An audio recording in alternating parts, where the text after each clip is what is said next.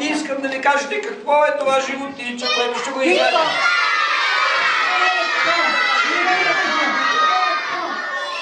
Хайде сега да чуеме песничката за тигърчето.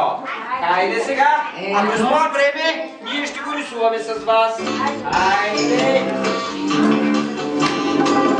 Той си има пижама, на ръката четана, жълто черно бяло, като цялото тяло.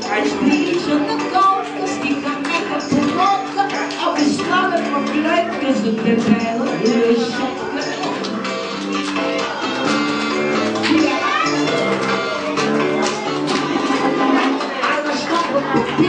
Как се казва, кажи ми, защото око на книга и не казва живи и не сещате за мига, че това е какво?